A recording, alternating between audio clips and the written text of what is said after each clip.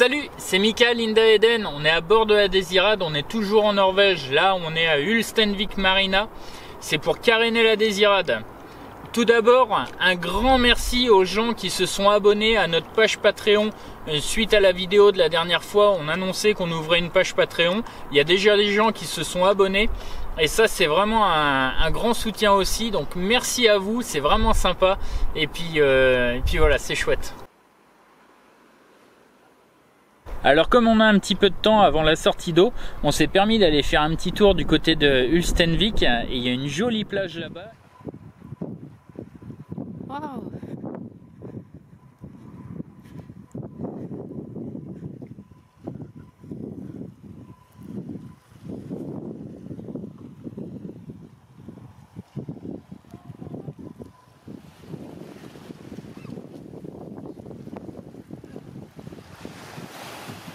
En plus, on a eu la surprise de voir un mink sur la plage. C'est un vison en français en fait.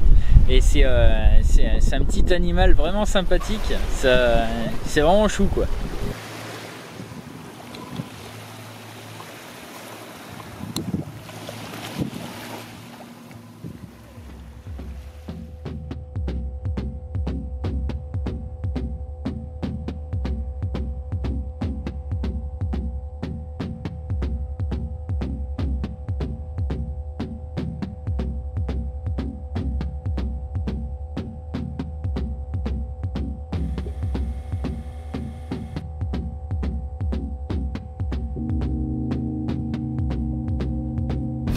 Ça vient carrément, ça vient en plaque.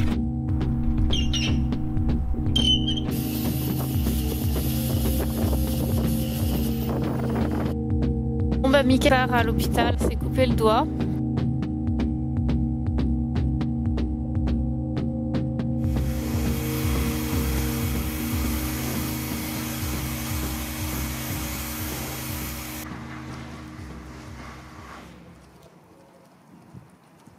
Alors ça y est, ce matin on a sorti le bateau, ça s'est très bien passé, c'était vraiment super.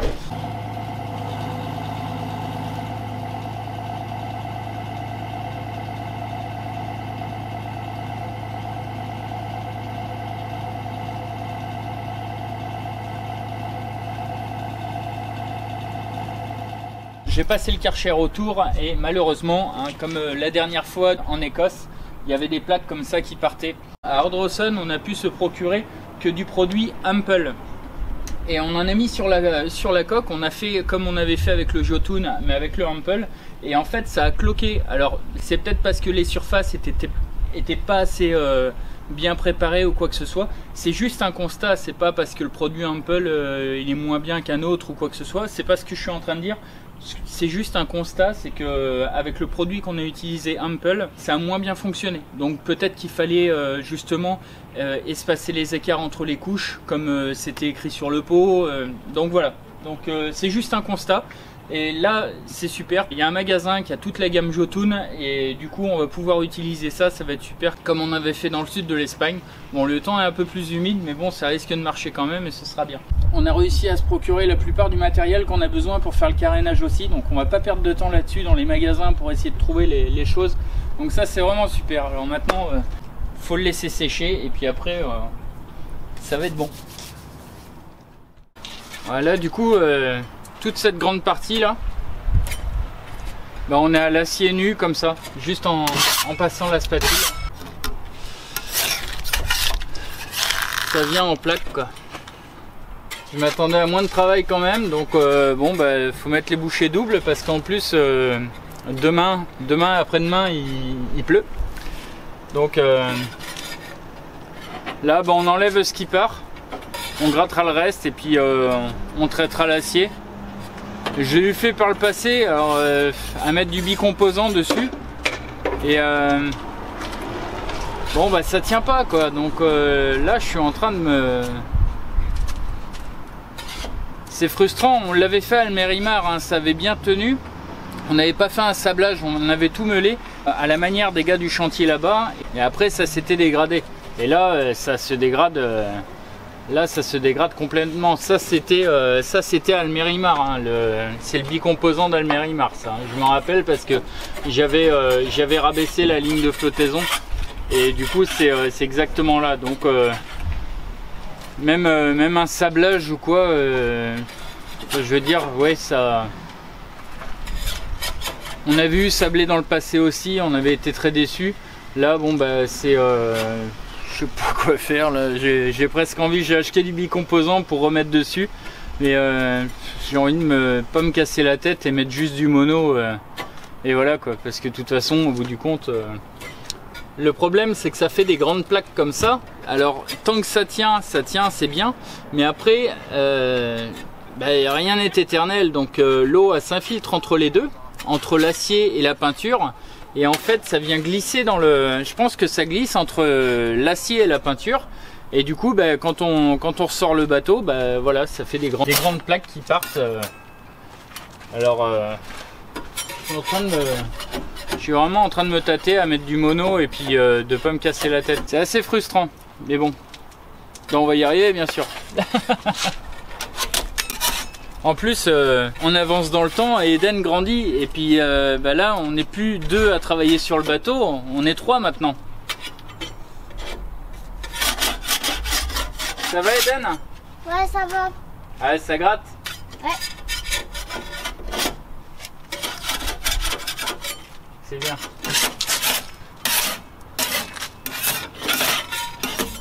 Ah, regarde.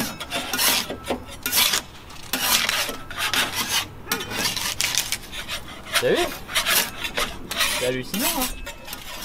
Alors pour confirmer ma pensée au niveau du monocomposant, j'ai appelé Eric du voilier Ukiva. Je me suis dit, lui il va peut-être bien pouvoir m'enseigner. Et du coup on en est venu à la conclusion que si ça se trouve, l'acier du bateau, il était peut-être plus souple en fait que le bicomposant qu'on mettait jusqu'à présent. Donc il me disait pourquoi pas en effet mettre une couche de monocomposant qui suivra plus la dilatation de l'acier et voir ce que ça donne quoi. Donc on part là-dessus.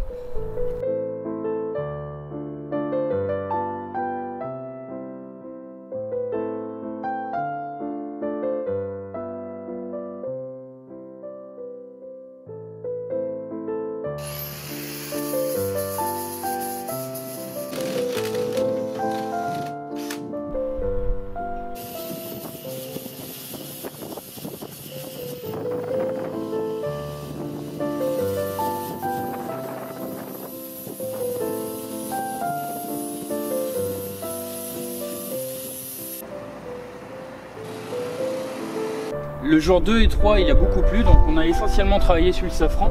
J'ai sorti les gonds pour les nettoyer, donc je les ai regraissés, donc là c'est impeccable. Il a fallu aussi installer des boulons pour accrocher les anodes. Les anodes c'est ça. Donc en fait c'est des espèces de fusibles qui prennent on va dire le courant de l'eau, parce que dans l'eau il y a du courant. Et du coup en fait ça s'abîme avant la coque. Dès l'instant qu'il y a des métaux dans l'eau et on veut pas qu'ils s'abîment, on met des anodes comme ça. Et du coup là comme ça je pourrais les boulonner. Et maintenant on va installer une pièce ici pour déporter le régulateur d'allure. Parce que quand je l'avais installé, il y avait une pièce qui était ici. Et du coup ça suivait le safran comme ça, la pale. Ça réagissait pas correctement. Visiblement ça n'avait pas assez de force. Suite au message d'Alain, un abonné, il nous a envoyé pas mal d'infos là-dessus et surtout le lien qu'a fait le bateau Trismus. Eux, ce qu'ils préconisent, c'est de ramener le fletner bien droit pour que la tige de l'aérien elle soit bien droite. En revanche, nous si on le fait, comme le safran est en biseau, ça nous ramène ici quoi. Et ça nous fait quand même sacrément loin de l'arrière du safran. Et je trouve que ça fait beaucoup. J'ai une pièce dans le bateau qui pourrait bien faire l'affaire ici. Du coup elle arrive ici, ça fera un décrochement de 20 cm. Et ce qui serait peut-être déjà pas mal. La tige serait pas droite, mais en revanche, en y repensant, quand le safran il bascule, comme il est en biseau, et bien quand le safran bascule, et bien de toute façon la tige elle sera pas droite en fait. Je vais essayer comme ça, la pièce elle est prête, elle va pouvoir s'adapter dessus. Et du coup c'est presque fait pour. Donc je vais le mettre et ça va juste décaler de 20 cm. Donc ça le mettra un petit peu plus droit que c'était. parce qu'avant c'était vraiment là. Et on va voir, on va essayer comme ça, et si ça fonctionne pas, et ben faudra que Linda barre tout le temps. Voilà.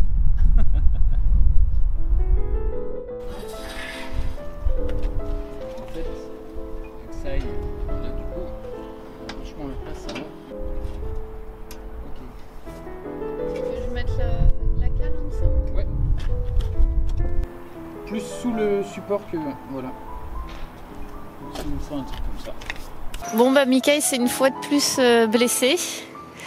Donc du coup il part à l'hôpital avec quelqu'un qui l'emmène à l'hôpital. Il s'est coupé le doigt. À chaque travaux il se blesse, il se coupe souvent. Donc ça fait une fois de plus. Ok bon bah. Alors c'est vraiment super, les gens du chantier nous ont prêté un poste à souder. Alors merci à eux parce que c'est vraiment extra. Ça nous a vraiment aidé. J'ai pu installer la patte. C'est une ferrure que j'avais à bord du bateau. Il y a 6-7 ans, je parlais déjà de Flettner à mettre sur le bateau. Et il y a un gars qui avait récupéré des pièces inox. Et il me l'avait donné en me disant bah, si ça se trouve ça pourra te servir pour ça. Et puis bah, ça tombe bien parce que c'est un joli don qui a été fait et puis il est utilisé aujourd'hui. Alors les soudures hein, sont pas nickel. Hein. Je suis assez mauvais à ça, alors bon bah c'est comme ça. Dans tous les cas ça tient et ça c'est le but de la soudure à la base. Après que ce soit étanche c'est encore mieux bien sûr. On a soudé aussi des boulons au niveau des emplacements des anodes, donc pour pouvoir les changer, et puis on a rajouté 2 boulons de chaque côté à l'avant pour en mettre pour rajouter 2 autres anodes en plus. Donc ça c'est pas du luxe, ce sera très bien. Alors comme on disait, pour la peinture, là on essaie de faire autre chose. Alors c'est un essai hein, pour les puristes, me blâmez pas. C'est un essai, on essaie de mettre du monocomposant à la place du bicomposant. Ça fait des années qu'on utilise du bicomposant et en fait j'ai l'impression que comme la coque elle est vraiment elle est pas toute lisse, tout comme il faut. Quand il y a des fixations comme ça, et bien avec le bicomposant pour le traiter c'est compliqué. Et là on s'est vraiment aperçu que par moment, par endroit, l'eau s'infiltre carrément entre la peinture bicomposant et la coque. Donc et même encore ce matin je meulais, et il y a eu des endroits où j'ai meulé et je suis passé dessus, c'est parti, il y a de l'eau qui a coulé quoi. Donc là cette partie là elle a l'air saine sur l'arrière du bateau. Après en revanche le reste c'est beaucoup plus abîmé. Ce qu'on a fait, on a mis c'est un produit, comme le Julien, c'est des transformeurs de rouille. Donc ça s'achète en grosse tine, c'est un produit que je connais pas, ça se vend ici. On a mis partout sur les endroits où l'acier il est à nu. On va mettre du monocomposant dessus. C'est un produit aussi que je connais pas. Alors c'est vraiment des essais, mais ce sera intéressant au prochain carénage de voir la différence entre le bicomposant qui est resté et le monocomposant qu'on aura mis ce coup-ci. Après bien sûr on n'a pas fait ça, on a gratté tout ce qui est parti, on l'a bien enlevé, tout ce qui est resté assez solide on l'a laissé hein. Donc voilà, ça aurait pu être mieux fait. On est limité dans le temps, on est limité en météo, on est limité aussi au niveau de l'équipage parce que c'est pas sans peine encore d'avoir fait ça.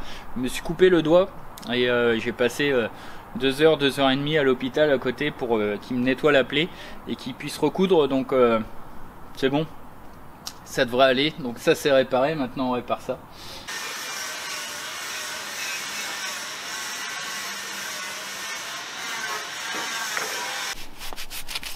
Alors là on profite des plus ou moins beaux jours pour continuer. On pensait qu'il allait faire meilleur aujourd'hui, bon, on espère que ça va s'ouvrir dans la journée. On a mis un transformeur de rouille et après on a mis un produit monocomposant pour la rouille aussi, pour l'acier et pour traiter la rouille. Donc on va voir.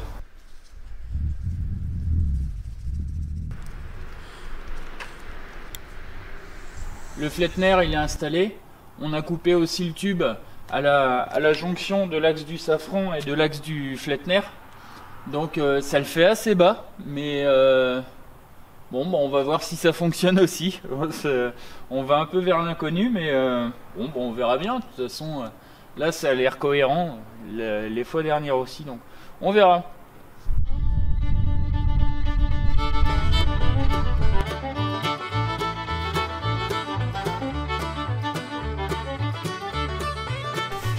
Alors là, on enlève le brillant qu'il y a aux œuvres mortes, donc sur le rouge.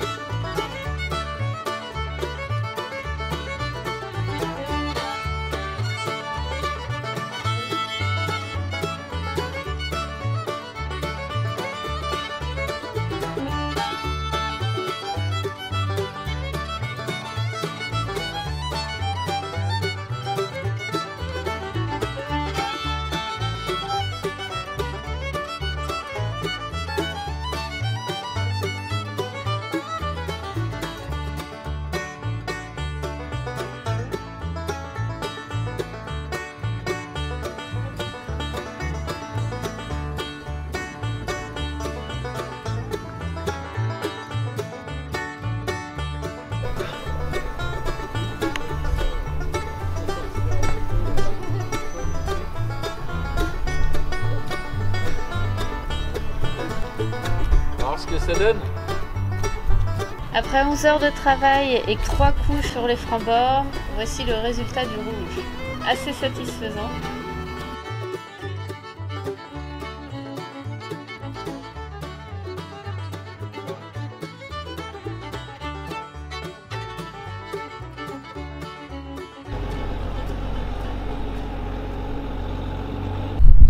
Bon, c'est bientôt fini.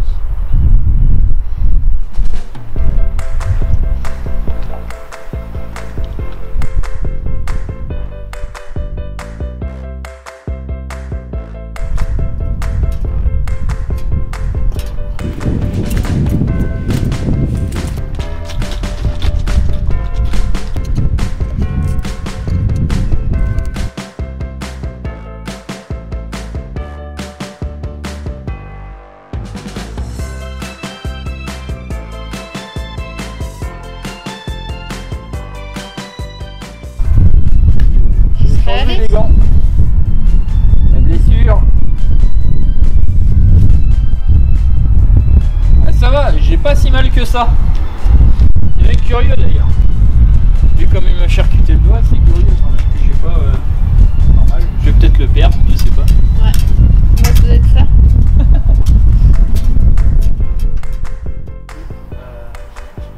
Oui. Ah oui.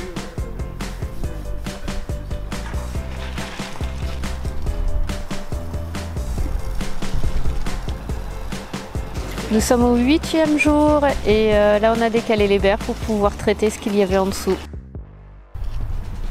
Alors pendant le carénage, je fais du vélo, je lis des livres et au début du carénage, j'ai aidé papa et maman. Et maintenant, le bateau ressemble à ça et il est presque terminé. C'est comme si demain on pouvait le mettre à l'eau. Alors cette anode, elle est un petit peu spéciale. C'est un gars qui me l'avait donné à Ferraille. J'avais travaillé avec lui, je lui avais donné un coup de main. Et puis il avait trouvé ça dans son atelier. Il m'a dit, oh ben tiens, ça te servira peut-être. Alors aujourd'hui, on la met sur le bateau. En fait, elle est un petit peu différente des autres. Mais bon, ça fait plaisir que c'est quelque chose qui est dans le bateau depuis facile 2 ans et demi. Et puis là, on l'utilise. Donc merci à Steve de Ferraille de nous offrir cette anode qu'on a installée aujourd'hui.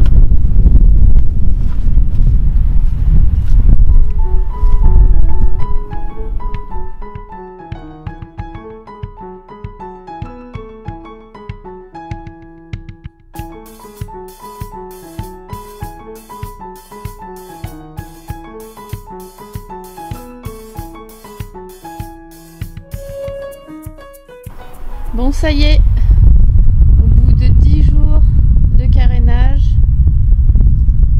on est arrivé à faire un carénage complet, un grand carénage.